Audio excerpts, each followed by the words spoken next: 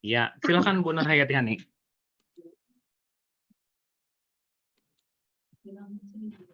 Assalamualaikum warahmatullahi wabarakatuh. Perkenalkan. Waalaikumsalam warahmatullahi wabarakatuh. Perkenalkan, nama saya Nur Hayati Hani, mengajar di SDN Purwasari 12, Kecamatan Tamban, Kabupaten Barito Kuala.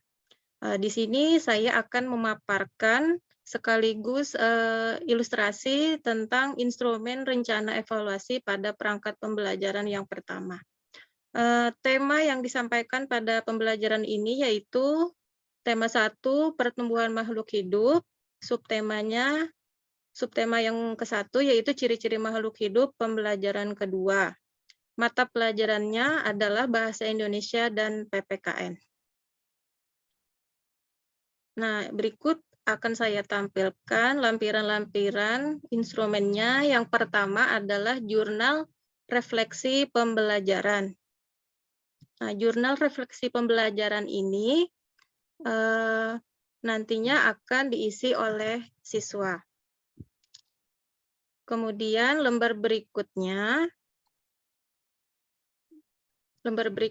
adalah lembar observasi penilaian sikap dan pencatatan sikap selama kegiatan berlangsung. Nah, karena di sini sebetulnya siswa saya ada 18, namun di sini saya ngambil sampelnya hanya 10, karena kira-kira kalau praktik nanti dilaksanakan pada libur sekolah, mungkin hanya ada beberapa siswa yang bisa berhadir ke sekolah, terutama siswa yang dekat dengan sekolah saja. Nah, ini penilaian sikapnya, yaitu kriterianya yang dinilai adalah sikap santun, percaya diri, peduli, dan mandiri. Nah, di sini keterangannya adalah skor maksimalnya ada 16. 4 itu sangat baik, 3 baik, 2 cukup, 1 kurang. Nah, untuk cara pengisiannya, ini misalkan kriteria tentang percaya diri, di situ misalkan salah satu siswa disuruh tampil untuk mempresentasikan hasil kelompoknya, bisa dilihat di sini apakah dia sangat percaya diri atau sangat baik, atau sedang, atau biasa saja, atau juga cukup. Nah, jadi bisa dilihat di sikap atau penilaian sikap. Kemudian lembar yang berikutnya adalah penilaian sikap bekerja sama dalam kelompok. Nah, karena saya menggunakan model PBL dan juga nantinya akan dibagikan beberapa kelompok, jadi di sini saya juga akan menilai bagaimana kerjasama dalam kelompok para siswa. Nah, kriteria penilaiannya yaitu kerjasama, berpendapat, menghargai pendapat orang lain, dan tanggung jawab. Nah, misalkan di sini contohnya adalah kerjasama. Dalam kelompok, apakah siswa tersebut aktif atau pasif, diam saja. Nah, jadi di sini nanti kalau dia selalu aktif, nah bisa kita masukkan poin yang 4, yaitu sangat baik.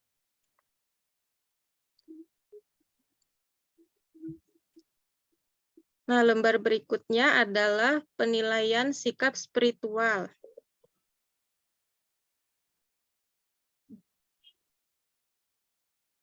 Lembaran ini diisi oleh guru untuk menilai sikap spiritual peserta didik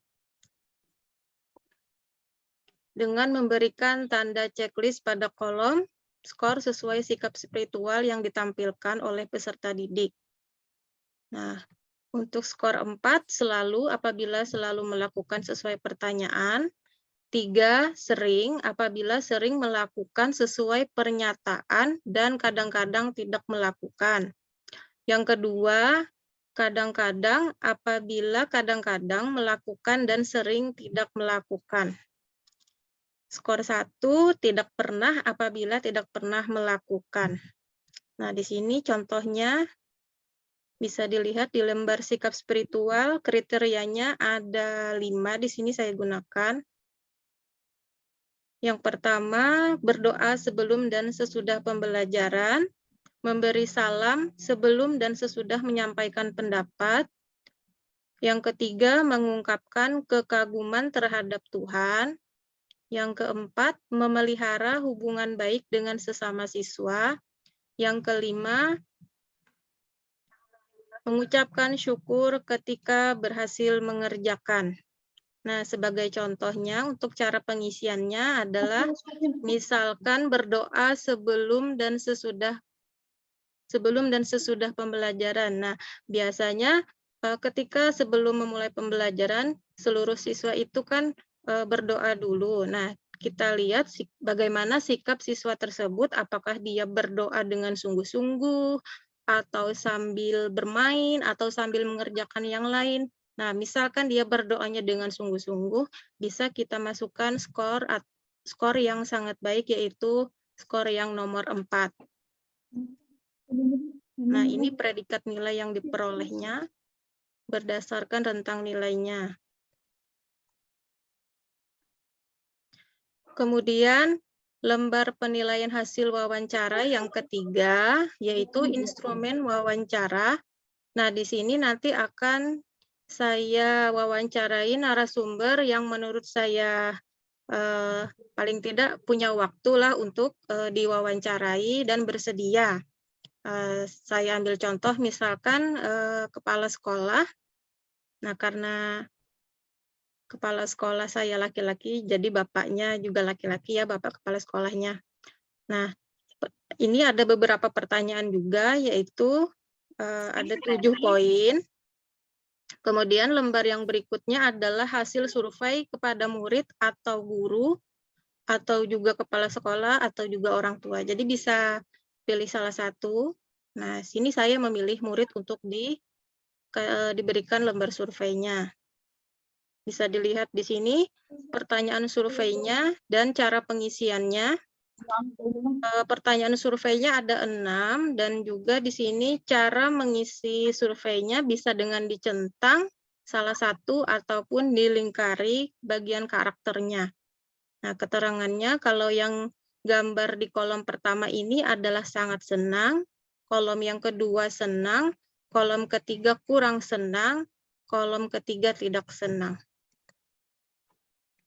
Kemudian lembar survei yang berikutnya itu untuk teman sejawat, ya bisa guru di sekolah kita, teman-teman kita ya.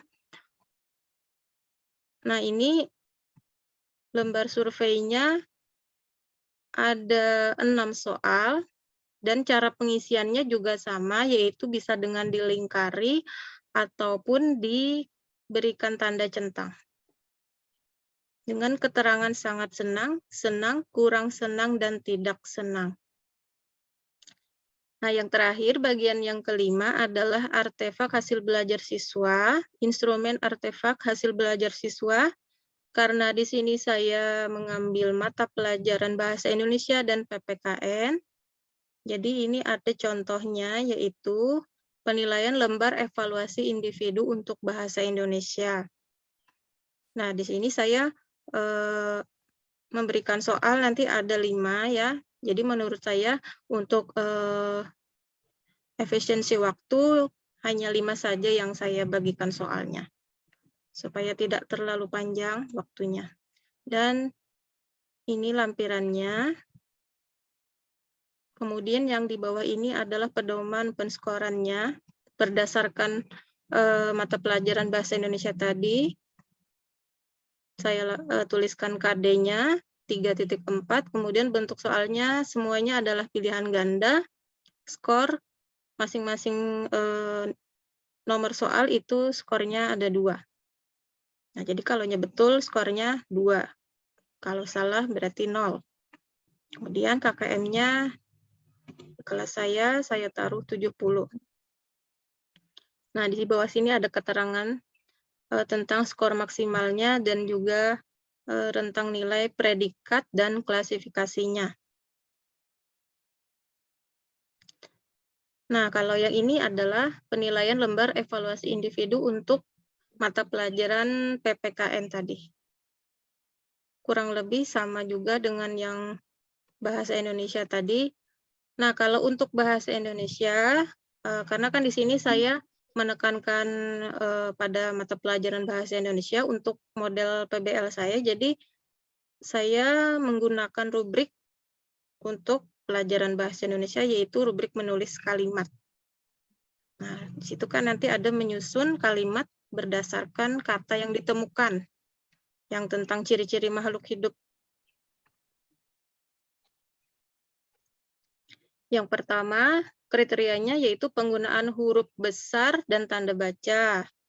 Nah, ada kriterianya baik sekali, baik, cukup, dan perlu bimbingan.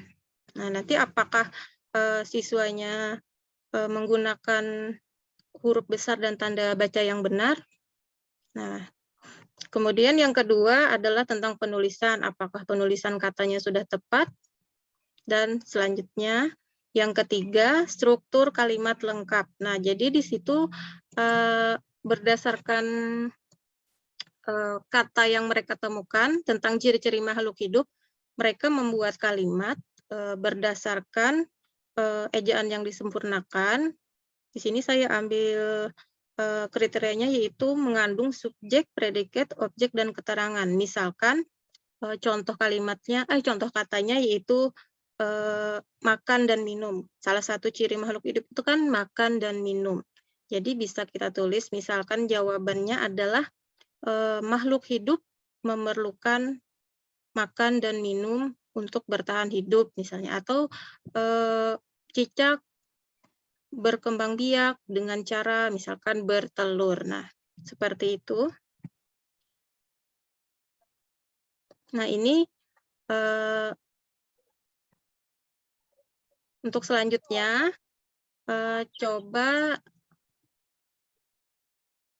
saya kasih ilustrasi tentang pengisian lembar observasi atau jurnal refleksi tadi. Mungkin salah satu aja ya, coba untuk Ananda Hamdana.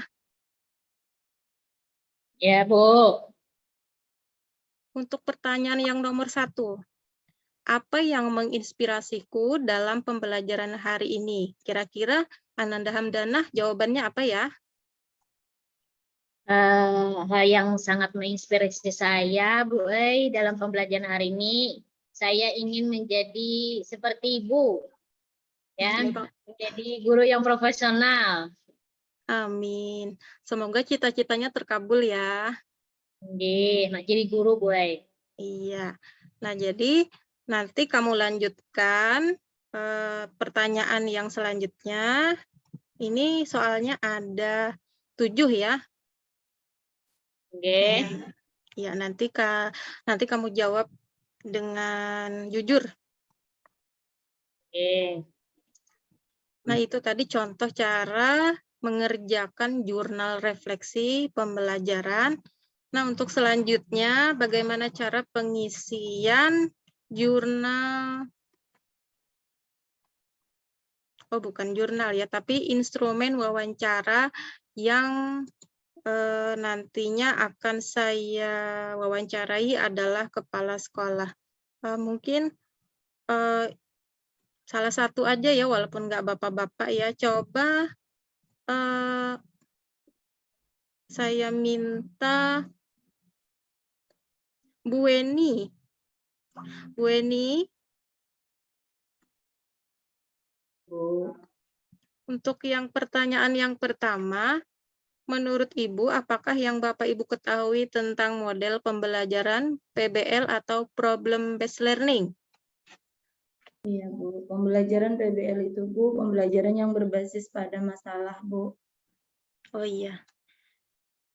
Terima kasih, Bu. Iya, Bu. Nanti Ibu jawab sampai ke nomor yang ke-7 ya. Iya, Ibu. Ani. Kemudian ini yang keempat adalah hasil survei kepada murid, guru, orang tua. Karena di sini saya akan memberikan pertanyaan untuk salah satu siswa, coba Ibu minta kepada Ananda Normawati. Ya, Bu. Iya.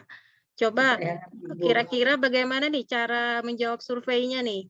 Untuk yang nomor 1 ya, menurut Ananda Normawati nih, apakah senang dengan pembelajaran yang diterapkan Bapak atau Ibu guru hari ini tentang ciri-ciri makhluk hidup tadi? Sangat senang, Bu. Saya sangat senang dengan pembelajaran hari ini. Iya, Jadi saya ngisinya di sini ya, Bu. iya. Berarti kalau kamu senang, senang apa sangat senang tadi ya? Sangat senang, Bu. Iya. Kalau sangat senang berarti emoticon yang dicentang atau yang dilingkari adalah yang pertama, yang ada gambar lope-lopenya itu loh. Oh, iya, Bu. Iya. Lope-lope, iya, Bu. Mm-mm. Iya, terima kasih ya Ananda Norma yang cantik dan manis. Terima kasih juga Ibu yang cantik. Nah, kemudian cara pengisian lembar survei untuk teman sejawat. Coba nih saya mintakan kepada Ibu Nikmah. Ada nggak Ibu Nikmah ya?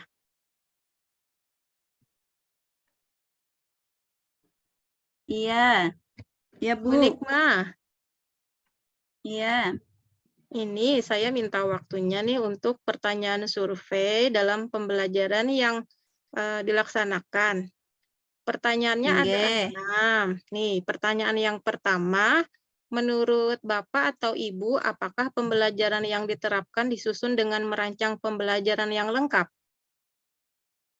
Nah, kalau begitu, Ibu ketika menyusun merancang pembelajaran, Ibu harus memperhatikan hal-hal apa saja yang wajib ada dalam penyusunan RPP. Kemudian beserta menyiapkan lampirannya, Bu, seperti bahan ajar, media pembelajaran, atau LKPD gagasan anak didik ketika kerja kelompok. Dan juga Ibu perlu menyusun evaluasi berdasarkan kisi-kisi evaluasi yang sesuai dan memberikan penilaian terhadap selama kegiatan pembelajaran berlangsung nanti ya, Bu. Iya, Bu. Terima kasih atas jawabannya, Bu Nikmah. Sama-sama, Bu. Semangat. Iya, jadi intinya apa yang saya laksanakan dalam praktek nanti harus sesuai dengan model pembelajaran yang saya pilih ya, Bu. Iya, itu yang penting. Metode apa atau model apa yang akan diterapkan nanti. Selain menyusun, merancang pembelajarannya. Iya, makasih Bu Nikmah yang cantik dan keren. Sama-sama. Amin. Sama-sama Bu, Ibu cantik juga. Terima kasih. Demikian pemaparan dan sedikit ilustrasi tentang bagaimana instrumen evaluasi yang nanti akan saya laksanakan ketika PPL atau praktik lapangan. Terima kasih atas saran dan jawaban dari teman-teman. Sebelumnya saya mau pantun dulu ya, karena sepertinya udah pada ngantuk. Iya, Bu. Ya, Bu. Iya, pantunnya biasa aja sih ya. Siang lapar, Bu. Iya. Nah, Boleh, pantunnya, boleh. lajulah laju kapal berlayar. Akhirnya sampai ke Indonesia. Rajinlah rajin anak-anak ibu belajar. Supaya tercapai segala cita-cita. Amin. Burung irian, burung cendrawasih, cukup sekian dan terima kasih. Wassalamualaikum warahmatullahi wabarakatuh. Waalaikumsalam warahmatullahi wabarakatuh. Iya, ulun izin stop share dulu.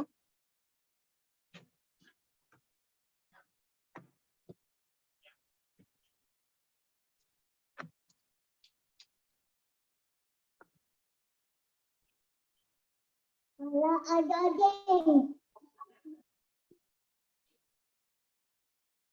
Hani sudah di stop nggak, Bu? Stop rekodnya, Pak. Bu.